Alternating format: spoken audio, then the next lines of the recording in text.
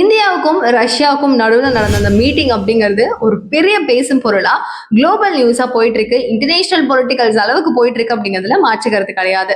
So Putin அவர்களும் நமது பாரத பிரதமர் நரேந்திர மோடி அவர்களும் உரையாடல் அப்படிங்கிறதும் புட்டின் அவர்களுடைய மாசான ஸ்பீச் அப்படிங்கிறதையும் ஒரு தொகுப்பா இந்த வீடியோல ஃபுல்லா பார்க்கலாம்.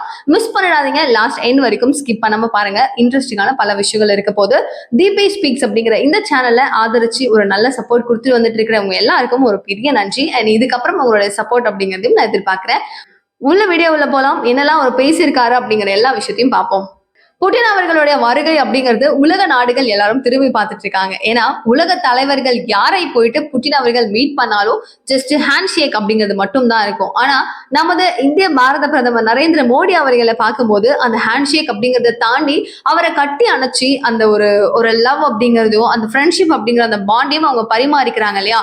இந்த ஒரு எக்ஸ்பீரியன்ஸை பார்க்கும்போது கூஸ்பம் மூமெண்ட்ஸ் மாதிரி ஷார்ட்டா எல்லாருக்குமே இருக்கும். ஸோ புட்டின் அவர்களை பார்த்து இந்த கேள்வி கேட்கணும், அந்த கேள்வி கேட்கணும். ஏன்னா உலக நாடுகள் எல்லாருமே அவருடைய வார்த்தைகள் என்னென்னவா இருக்க போகுது அப்படிங்கறது ஒரு பெரிய எதிர்பார்ப்போடு காத்துட்டு இருக்கும். இந்த சூழ்நிலையில ஒரு தொகுப்பா இது எல்லாத்தையும் எடுத்து வச்சுக்கணும் அப்படின்னு சொல்லிட்டு ரொம்ப அழகான நீட்டான பல கேள்விகள் அப்படிங்கிறது கேட்கப்பட்டிருக்கு.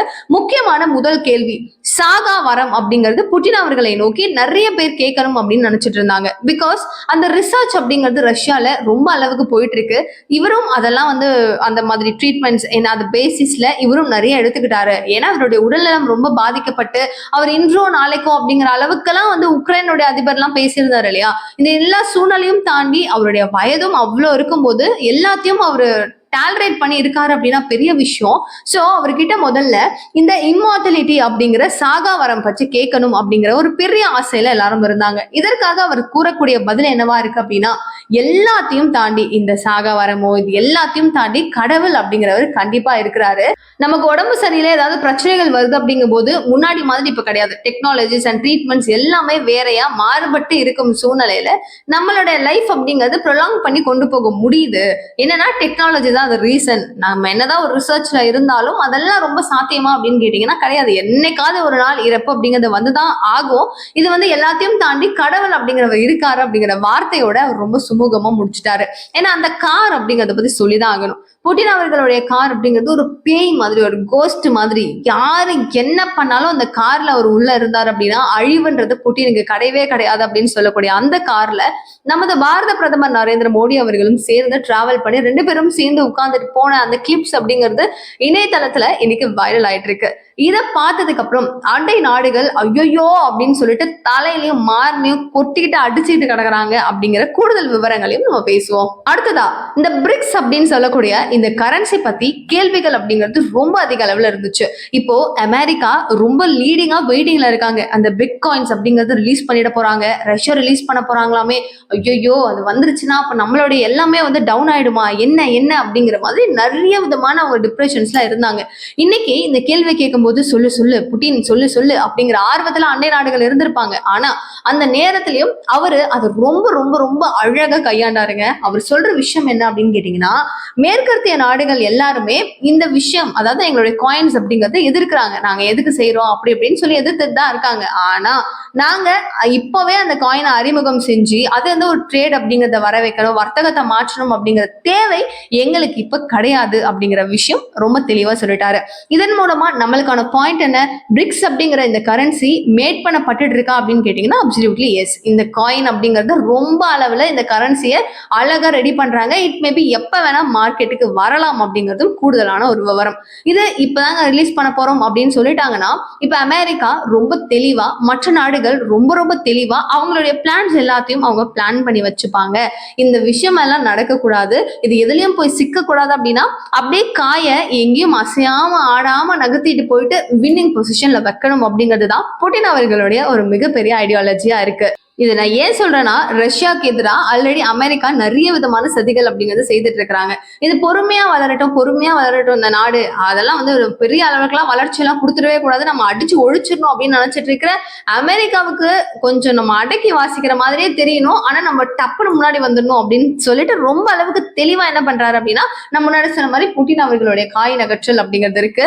அண்ட் இதனுடைய தாக்கம் அப்படிங்கிறது சீக்கிரமா வர ஆரம்பிச்சிரும். இந்த பிரிக்ஸ் கரன்சி அப்படிங்கறதோட தாக்கம் கூடிய விரைவில் வரும் அப்படிங்கிற எதிர்பார்ப்பை எல்லாரும் வச்சிருக்காங்க.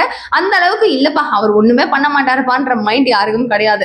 அடுத்ததா மோடி அவர்களை பற்றி ஒரு கேள்வி அப்படிங்கிறது கேட்கப்படுது. யாரு மோடி அவர்கள் உங்களுக்கு எப்படி அப்படின்னு சொல்லி கேள்வி கேட்கும் போது, மோடி என்னுடைய ரொம்ப ரொம்ப நெருங்கிய நண்பர், அவரை மாதிரி ஒரு தலைவர் இங்க இந்தியாவுக்கு கிடைச்சது அப்படிங்கிறது ஒரு பெரிய வரம், ஒரு பெரிய பரிசு அப்படின்னு சொல்லிட்டு பாரத பிரதமர் நரேந்திர மோடி அவர்களை ரொம்ப ரொம்ப ரொம்ப பரிசமா அவருக்கான ஒரு பதிவு அப்படிங்கறத கொடுத்தது பல பேருக்கு ஒரு பெரிய சந்தோஷம். இந்த ஓவரால் கிரெடிட்ஸ் அப்படிங்கிறது நம்ம எல்லாருக்குமே கொடுத்த மாதிரியான ஒரு பெரிய சிம்பத்தி அங்க கிரியேட் பண்ணிருக்கு. ஸோ இந்தியா அண்ட் சைனா இந்த ரெண்டு தலைவர்கள் அப்படின்னு சொல்லி பாத்துக்கிட்டா ரெண்டு பேருமே பெரிய பெரிய புத்திசாலிகள் தான். யாருக்கும் ஒருத்தவங்களுக்கு கீழே ஒருத்தவங்க அப்படின்னு சொல்லிட முடியாது. ரெண்டு பேரும் அவர்களுடைய நாடுகளை எடுத்துட்டு போயிட்டு நல்ல பொசிஷன்ல வைக்கணும் அப்படிங்கிற ஒரு பெரிய புத்திசாலித்தனத்தோட வேலை செய்யறாங்க அப்படிங்கிற விஷயத்தையும் சொல்லியிருக்கிறாரு. வெஸ்டர்ன் மீடியா ட்விஸ்டிங் அப்படிங்கிற இந்த ஒரு செய்தி அப்படிங்கிறது கேட்கப்படுது. So what is western media twisting அப்படின்னா, ஒரு பெரிய மீட்டிங்கா ஒன்று ரெடி பண்றாங்கன்னு வச்சுக்கோங்களேன். அந்த மீட்டிங்ல நிறைய குளோபல் சேனல்ஸ் எல்லாத்துக்கும் ரீச் ஆகணும். பிகாஸ் அவங்களாம் வந்து உலக தலைவர்கள் இல்லையா, அது எல்லாமே வந்து போகணும், எல்லா இடங்களுக்கும் பரவணும், நிறைய பேருக்கு தெரியணும் அப்படிங்கிறதுக்காக இந்த பிரஸ் மீட் அப்படிங்கறத அரேஞ்ச் பண்றாங்கன்னு வச்சுக்கோங்க. இந்த நேரத்துல வெஸ்டர்ன் மீடியா ட்விஸ்டிங்னா என்னன்னு கேட்டீங்கன்னா, இவரு தான் சொல்லக்கூடிய ஒரு பதிவு அப்படிங்கிறது இருக்கலாம். என்னுடைய பதில் வந்து நான் ஒன்னு பேசணும் அப்படின்னு சொல்லி நினைச்சு நான் ஒன்னு பொறுமையா அதை வந்து பேசலாம். ஆனா நான் என்ன பேசுறேன் அப்படிங்கறத அவங்க பொறுமையா கேட்கிற நிலைமையில இருக்க மாட்டாங்க. நான் பேசின விஷயத்த வெளியிடவும் மாட்டாங்க. அதை தான் ட்விஸ்ட் பண்ணி நான் பேசுற விஷயத்த வேற மாதிரி ஆக்கி ரஷ்யாவை எதிரி நாடா அவங்க மாத்திக்கணும், எதிரியா அவங்க பார்க்கணும்ன்ற அளவுக்கு மற்ற மற்ற கண்ட்ரிஸ் என்ன பண்ணுவாங்க, இவங்களுக்கு அப்போஸா வேலை பார்க்கறது. அது பேரு தான் வெஸ்டர்ன் மீடியா ட்விஸ்டிங் அப்படின்னு சொல்லப்படுது. ஸோ இந்த வேலையை எல்லா நாடுகளும் சிறப்பா பாக்குறாங்க அப்படின்னு சொல்லி ஒரு வருத்தத்தோடவே அவர் சொல்லிட்டாருன்னு வச்சுக்கோங்களேன். அடுத்து இந்தியாவுடைய கல்ச்சர் அப்படின்னு சொல்லி கேட்கப்படுது. இந்தியாவுடைய கல்ச்சர் அப்படிங்கிறது ஒரு மாயாவி அப்படிங்கிற மாதிரி சொல்றாரு. என்ன மாயாவியா தீபிகா அப்படின்னு நீங்க டென்ஷன்லாம் ஆக வேணாம். மாயாவி அப்படிங்கிற கதைகள் மாதிரி ரொம்ப அருமையா கேட்க கேட்க பிரமிப்பா இருக்கிற மாதிரி இருக்கு. இந்த கல்ச்சர் அப்படிங்கிறது ரொம்ப நல்லா இருக்கு அப்படின்னு சொல்லிட்டு ரொம்ப உணர்வு பூர்வமா இந்த கல்ச்சரை ரொம்ப பாராட்டி இருக்காரு.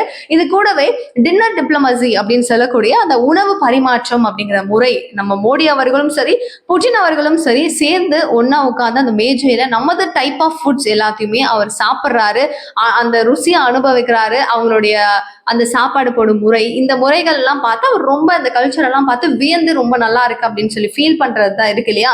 இது ரொம்ப ரொம்ப அவர் அதிசயமா நல்லா இருக்கு அப்படின்னு சொல்லி பாராட்டுகள் அப்படிங்கிறதையும் கொடுக்குறாரு. உங்க ரஷ்யா உளவுத்துறை ரொம்ப அருமையா செயல்படுது அப்படின்னு சொல்றாங்க, ஏன் அப்படிங்கிற கேள்வி வரும்போது அவரு அதை ஸ்கிப் பண்ணாம ஒரு பதில் மட்டும், சிஐஏ அண்ட் மோசாட் உளவுத்துறை எல்லாமே சிறப்பாதான் பணியாற்றாங்க. ஸோ யாரையும் எங்கேயும் தளர்த்தெல்லாம் நம்ம சொல்லிட முடியாது, எல்லாரும் சிறப்பாக தான் பண்ணிட்டு இருக்காங்க வேலைகள் அப்படிங்கிறாங்க.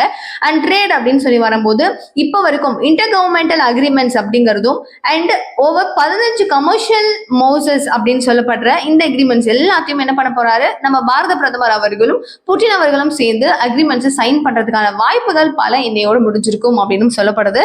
ஸோ இவ்வளோ அக்ரிமெண்ட்ஸ் அப்படிங்கிறத நமக்கு இந்தியாவுக்கும் அவங்களுக்கும் நம்ம அக்ரிமெண்ட்ஸ் இப்போதைக்கு அவங்க கிட்ட கச்சா எண்ணெய் நம்ம வாங்கிட்டு இருக்கோம், நம்ம கிட்ட அவங்க நிறைய ஏற்றுமதி பண்ணிக்கணும், நம்ம கிட்ட இருந்து நிறைய பொருட்கள்லாம் அவங்க வாங்கிக்கணும், நம்மளுடைய பொருளாதாரத்தையும் ஏத்தணும் அப்படிங்கிற ஒரு லீகலான அக்ரிமெண்ட்ஸ் இருக்கும் இல்லையா.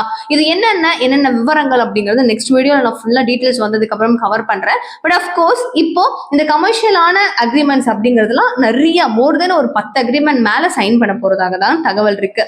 ஆனா இதுல ஒரு சின்ன ஒரு திருத்தம் அப்படின்னு சொல்லி பாத்தீங்கன்னா, இந்தியா ரஷ்யா கிட்ட இருந்து நிறைய பொருட்கள் அப்படிங்கிறது இறக்குமதி பண்றோம். ஆனா அதே அளவுக்கு இந்தியா கிட்ட இருந்து நீங்க நிறைய விதமான பொருட்கள் எல்லாத்தையுமே வாங்குறீங்களா அப்படின்னா இல்ல, கம்மியா தான் நீங்க வந்து இறக்குமதி அப்படிங்கிறது செய்துக்கிறீங்க.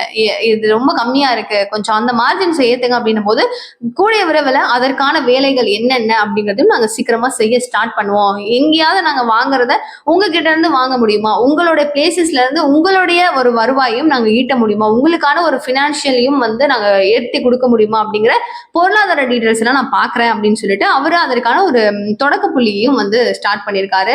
எல்லாரும் எதிர்பார்த்த அந்த உக்ரைன் போர் அதை பத்தின ஒரு கேள்வி அப்படிங்கிறது வருது. சோ உக்ரைன் போர் பத்தி நீங்க சொல்லுங்க அப்படின்னு சொல்லும் போது, நாட்டோ தான் வந்து உண்மையான ஒரு டேஞ்சர், எங்களுடைய உண்மையான டேஞ்சர் அவங்க தான்.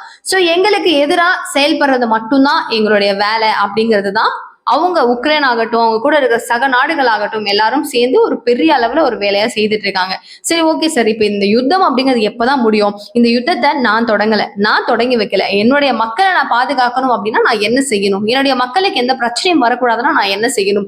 அந்த வேலைப்பாடுகளை மட்டும்தான் நான் செய்துட்டு இருக்கிறேனே தவிர இந்த யுத்தத்தை நான் தொடங்கல. அண்ட் இந்த உக்ரைனும் மேற்கோள் நாடுகள் மட்டும் தான் சேர்ந்து டிசைட் பண்ணி இது எந்த அளவுல வச்சுக்கணும்னு அவங்க டிசைட் பண்ணணுமே தவிர இந்த நான் தொடங்கி வைக்கல, நான் முற்றுப்புள்ளி வைக்க முடியாது அப்படிங்கறத திட்டவட்டமா சொல்லிட்டாரு.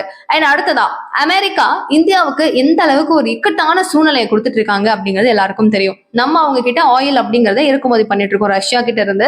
பட் அமெரிக்கா ஒரு பெரிய கிட்டுப்புட்டி ஒரு வேலை பாக்குறாங்க. நீங்க அவங்க கிட்டதெல்லாம் வாங்கக்கூடாது, நீங்க இவ்வளவுலாம் நீங்க இறக்கக்கூடாது, இத்தனை டன்ஸ் எல்லாம் நீங்க வாங்கக்கூடாது, எதுக்கு கச்சா எண்ணெய் அவங்க கிட்ட வாங்குறீங்க அப்படின்னு சொல்லி நம்மள வந்து பயங்கரமா மிரட்டிட்டு இருக்காங்க.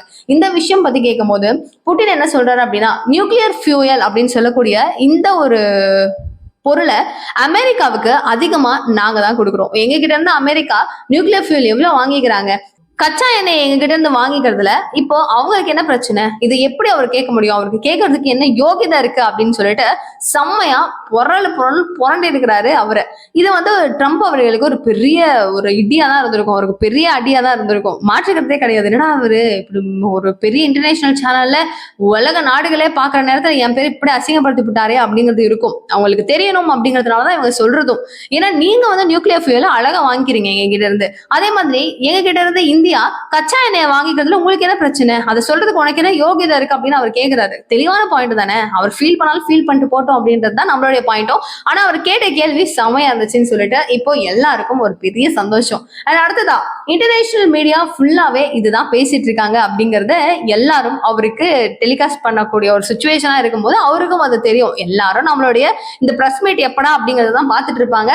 பாக்கட்டும், எந்த பிரச்சனையும் இல்லை அப்படிங்கிறதையும் அவங்க சந்தோஷமா இருக்காங்களாம். கூடவே ட்ரம்ப் ஒரு பீஸ் மேக்கரா அப்படிங்கிற ஒரு கேள்வி வருது. லைக் அவர் வந்து ஒரு அமைதியை நிலைநாட்டக்கூடிய ஒரு மனிதரா, ஒரு தேவ தூதரா அப்படிங்கிற வார்த்தைகள்லாம் கேட்கும் போது அவர் வந்து என்ன சொல்றாரு அப்படின்னா, அதை ஸ்கிப் பண்ணாம அவர் வந்து அதுக்காக அது வந்து பீஸ் மேக்கரா இருக்கிறதுக்கு ட்ரை பண்றாரு. பட் மனசுல அரசியல், பொருளாதாரம், இது எல்லா பிரச்சனைகளும் இருக்கிறதுனால இது பிரச்சனையா மட்டும்தான் மாறுதே தவிர அவர் பீஸ் மேக்கரா இருக்க ட்ரை பண்றாரு, பட் முடியல அப்படிங்கிற வார்த்தையும் அவர் சொல்லியிருக்கிறாரு.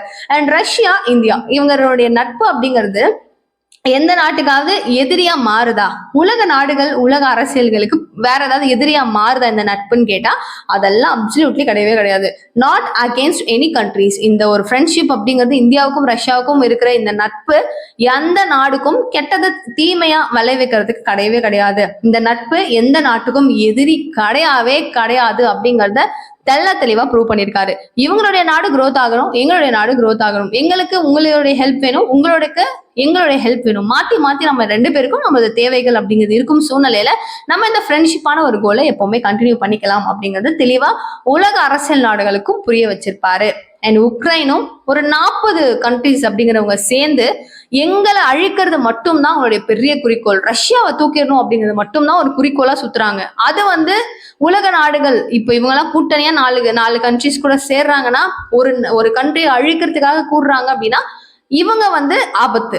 ஆனா நாங்களும் ரஷ்யாவும், அதாவது இந்தியாவும் ரஷ்யாவும் சேர்ந்தது ஆபத்து கிடையாதுன்றது திரும்பவும் மீண்டும் மீண்டும் புரிய வைக்கிறாங்க. அண்ட் இந்த மாதிரி ரொம்ப ரொம்ப ரொம்ப கிட்டத்தட்ட எக்கச்சக்க மணி நேரம், 5 மணி நேரத்துக்கு மேல இந்த மீட்டிங் அப்படிங்கிறது போனுச்சுன்னு சொல்றாங்க. நிறைய விஷயங்கள் பேசியிருப்பாங்க. அண்ட் நிறைய அப்டேட்ஸ் அப்படிங்கிறதும் வந்துட்டு இருக்கு. எல்லாத்தையும் நான் உங்களுக்கு அப்டேட் பண்றேன். இந்த அக்ரிமெண்ட்ஸ் பத்தி என்னெல்லாம் நம்மளுக்கு புதுசா வரப்போகுது, நம்மளுக்கு என்னெல்லாம் தேவைகள் இருக்கு, எல்லாத்த பத்தியும் பேசுவோம்.